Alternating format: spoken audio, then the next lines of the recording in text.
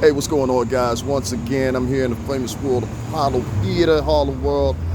Listen, guys, I wanted to talk to you real quick. It's a little quick snippet. That's it. I'll be going live later on today. Mark Zuckerberg is apparently getting sued now by who? Little Boosie. In the total sum of $20 million, apparently. Apparently, this suit is taking place because Boosie claims in his, I guess, if you want to say, if he's already filed for a civil lawsuit, that he has substantially incurred monetary damages as a result of being banned from Instagram. Meaning that since his page flow was slowed down in layman's terms, he hasn't been able to acquire the same business practices and also business ventures that he once had previously as a result of. So this is Boosie's claim. Now, do I think Boosie has a case? Absolutely, yes, I think he has a case, and I'm going to tell you why real quick.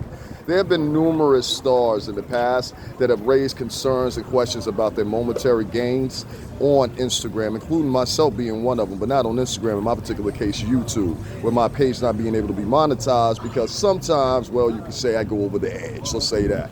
But in henceforth, do I think Lil Boosie has a case? Absolutely he has a case, and this is why Lil Boosie has a case. If you take away Instagram's policies and you say, okay, let's get to the bare essence of everything and say, all right, Instagram's policies allow this, allow that, allow this, allow that, being their choices. Most notably enough, lately I've seen more and more women on there scantily clad, halfway naked, etc., etc. Now, if you put this in contrast with what Lil Boosie has put up, and I've seen some of the things Lil Boosie has been banned for on Instagram because he makes them quite public most of the time, so it's easy to find it. If I take that in considerations with the loads of young girls that are on Instagram and Facebook, both naked and most times, and some would consider low-range porn in some cases with girls that are 15, 16, 17 years old, and you put that into contrast with some of the things that Boosie has said about adult women, meaning women over 21, I don't think a statement versus a picture of a woman halfway naked in any way whatsoever concludes that Lil Boosie shouldn't have a shot here. So with that being said, I'll say this to you guys. Do I think Lil Boosie's case will make it to a trial? Yes, I do.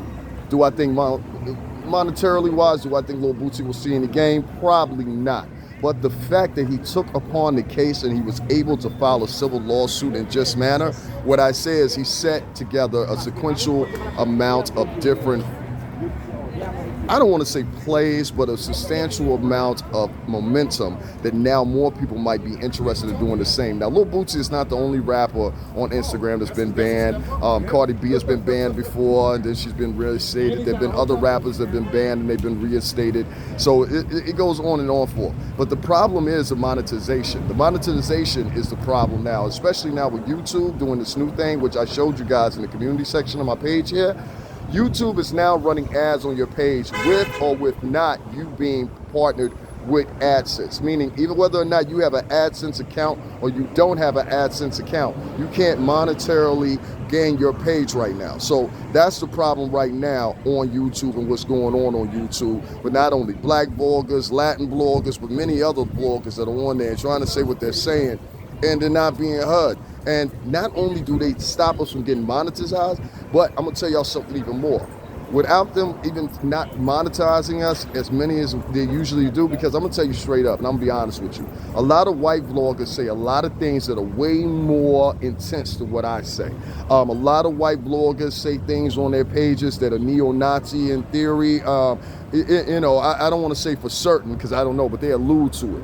And these people are never bothered. These people are seamlessly, they keep on going on and on and on their page. And in many cases, like Alex Jones or many other people like him, are able to sell their snake oils and everything else alongside being on those pages. My page hasn't been monetized, and I have well over, within a month, 1 million views.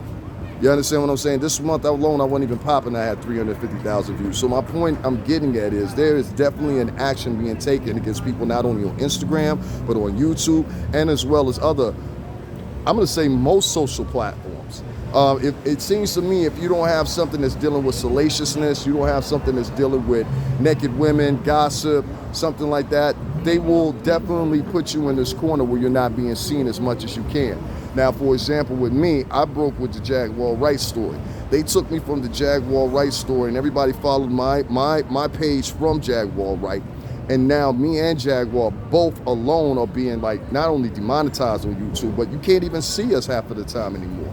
So I have to ask that question. So as far as LILBOOSIE suing Mark Zuckerberg, I totally agree with it. I think he's going to set in precedence a set of actions that maybe will lead to something, maybe eventually that will be a monetary gain. But do I think LILBOOSIE is going to see any monetary gain out of his lawsuit, a civil lawsuit rather? Not at all. But he will send a message.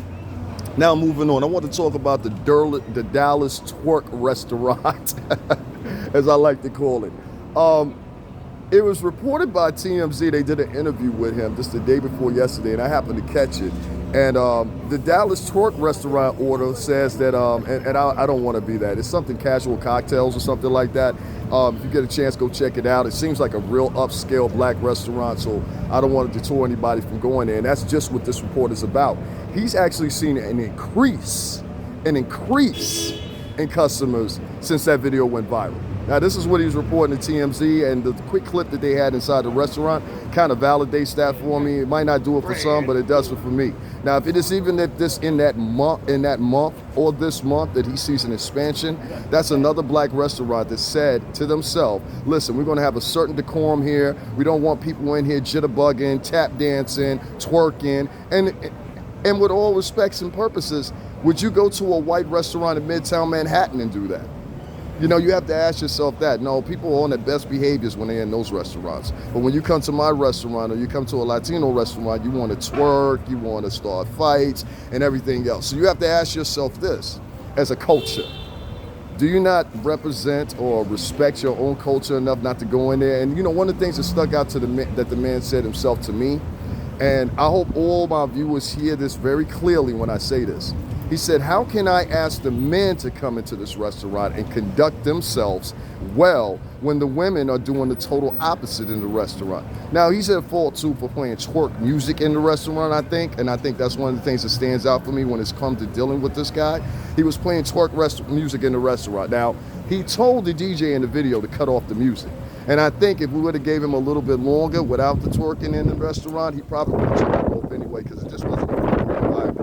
I mean, you can look at his Instagram, and if you look on his Instagram, you'll see not only the dishes that they sell, the environment that it's in, and like I mentioned before, he's one of the few black entrepreneurs that I've actually seen online openly trying to hire people. Now, I want you to tell me how many entrepreneurs that you know right now online, either black or Latino, that's openly putting up posts talking about their hiring at their local restaurants, and you will find very few, if none.